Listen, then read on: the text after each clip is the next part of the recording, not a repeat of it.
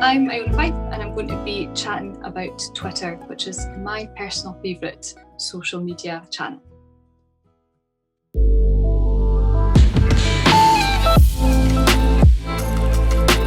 I love using Twitter. I feel that it's really easy to update it several times per day and people won't get sick of you. Whereas if I updated several times a day with my hot takes on Facebook, then I think people would be unfollowing me really, really quickly.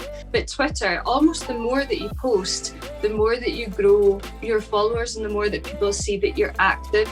And I think Twitter has a really short shelf life in the fact that the feed is constantly being updated, because I think a lot of people get their news from Twitter. They go to Twitter when they're watching sports, when they're watching a gig, when they're watching, an award ceremony, a new film. It feels like people live tweet almost everything in life nowadays. And that means that people are constantly looking at hashtags and seeing what people are commenting, whether that be Limmy commenting on obituaries or people commenting on politics. I think that Twitter is really, really fast-paced. And if you have the time for it, it can be really, really rewarding. My recent crowdfunder gained almost half of its supporters from Twitter alone, which I think is really amazing considering I use a mailing list with around 3,000 people on it. And for more people from Twitter to contribute than from the mailing list, I thought that was interesting. As a folk singer, I think that my work is intrinsically linked with my politics and my opinions, and I'm pretty out there in saying that, and I'm comfortable in saying that as well. For transparency, I'm a committee member of the Musicians' Union in Scotland and Northern Ireland, and I'm a member of the SNP, and I'm a Remainer. So a lot of what I put on Twitter is pretty political in essence, but also I think that when your music is intrinsically linked with protest messages, then I think Twitter is a really good in to be like, okay, this is my politics, but also here's a song that relates to that statement that I just made. I released it last month. It's a really interesting way to get people hooked in. As well as campaigning for a Scots Language Act, I will pretty much post anything on Twitter. It doesn't have to be music related.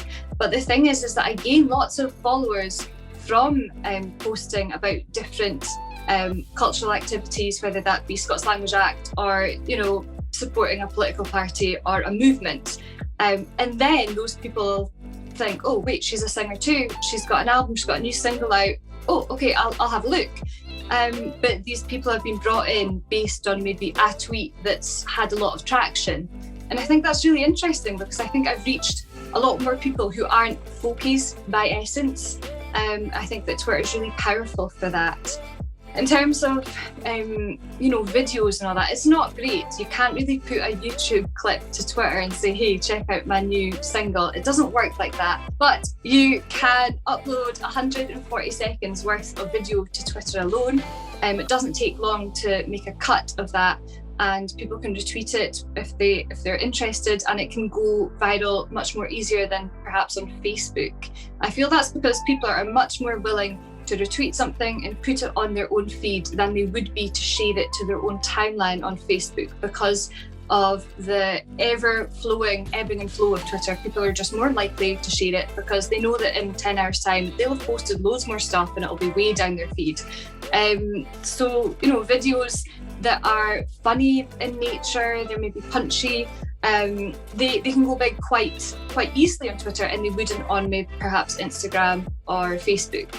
I think Twitter's really cool because it's such a direct thing. People won't necessarily go and find you on Facebook or post to your wall on Facebook, but they will mention you in a tweet asking you a question about maybe tickets or something for a gig.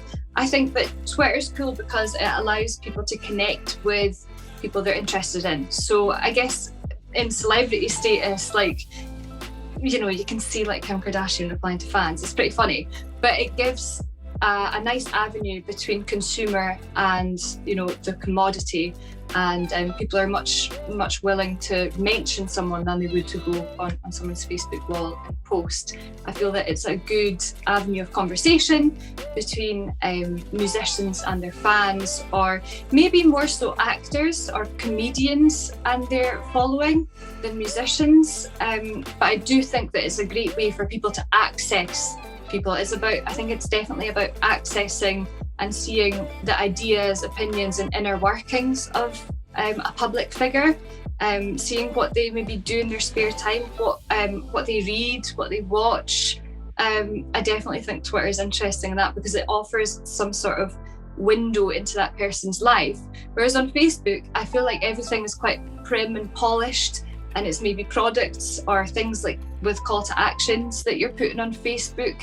Whereas Twitter, I feel like, you can go outside and document that, and because it'll be away down the feed anyway, you don't feel uncomfortable about, spamming people's pages.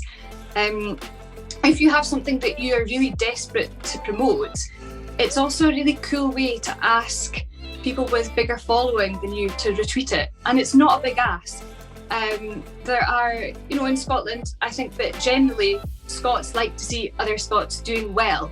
So if you have something that you want retweeted, it's very easy just to mention someone, a celebrity or an influencer. I hate that. But you could easily just tag someone and say, hey, could you retweet? And that's a really interesting way of getting the word out. When I was challenging Spotify to add the Scots language to its platform, Twitter was pretty much the number one tool that I used. Basically, I wrote an open letter and I posted it. And before I posted it, I said to some of my following, hey, I'm going to post this at 1 p.m. Can you retweet it bang on 1? And when they did, they all retweeted it in the first 30 seconds, which was great. But that meant that it had a really good go. And then underneath that, I, mentioned other people that would be interested in retweeting it and getting involved. And very quickly, that open letter, got up to 1,000 likes or whatever. And that was interesting.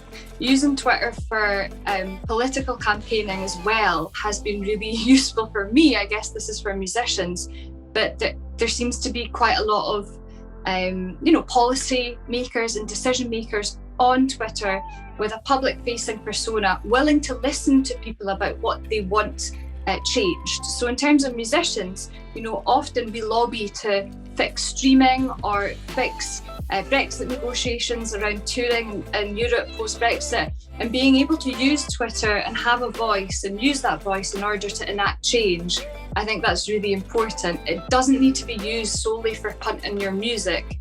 I would say that maybe a fifth of the stuff I post on Twitter is a call to action about my music or me as a singer in general. But I also think that when I do post something about music, usually on Facebook, it always goes down like a lead balloon, but on Twitter, people actually respond to it, which is quite nice. I think that Twitter is a really worthwhile thing to get into. There's a lot of people that say, oh, no, I don't bother with that, it's not relevant. But I do think it is relevant because there are so many people who are interested in Scottish culture, Scottish politics, Scottish language, and by extension, Scottish folk music that exist on Twitter, but they're not your usual folky audience that you'd see at a festival or at a folk club. There may be a younger audience, a younger demographic, and I definitely find that that's interesting, and finding new people who are going to listen to your music and also buy your music as well and support artists.